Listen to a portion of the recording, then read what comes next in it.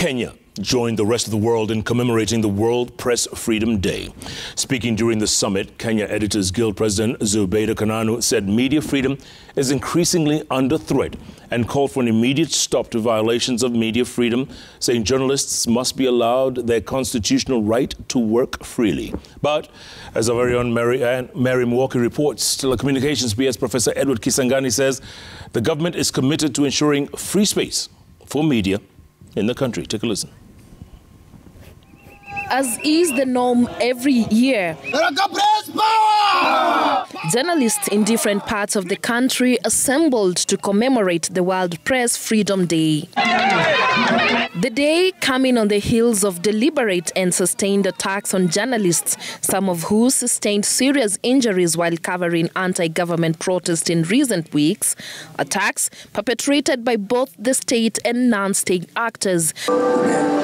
The Kenya Editors Guild President Zubeidah criticized the attacks and called for a safe working space for journalists to carry out their duties. We call for an immediate stop to these violations. Journalists must be allowed to exercise their constitutional right to do their professional work. We are going to develop another matrix where we are going to collect data about the media houses that are rogue, media houses that are frustrating journalists, media houses that have turned journalists into slaves. This year's theme puts a spotlight on freedom of expression as a driver for all other human rights. UNESCO has sounded the alarm on the worrying decline of press freedom levels around the world.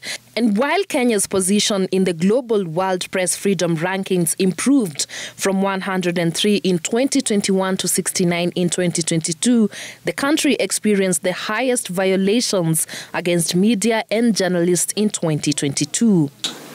To silence the media continue to multiply around the globe with old and new methods of censorship, violence, harassment, digital attacks, and also killings. It is the work of each and every one of us to stand their ground and protect that journalistic space. That you will not dictate to an editor what they have to do as long as it's accurate information, as long as it's information that is good for public consumption. We must let editors do that work and protect their freedom to do it. While challenging journalists to be responsible in their operations, the Permanent Secretary in the Ministry of Communications, Professor Edward Kisangani, has accused the media for what he termed as unfair and unbalanced reporting. He cautioned the media to self-regulate, adding that media freedom comes with a great responsibility. If you don't report responsibly, you will take society to the state of nature, the state of anarchy, the state of disorder. Please, the media must provide space to protect order. Let's enjoy our liberties within an orderly environment. The alternative is disorder and anarchy.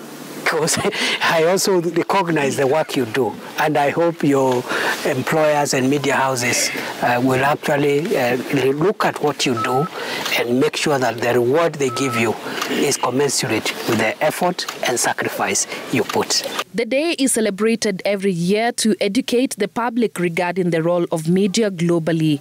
It serves as a reminder to governments of the need to respect the commitment to press freedom. The day is also a reflection among media professionals about issues of freedom and professional ethics.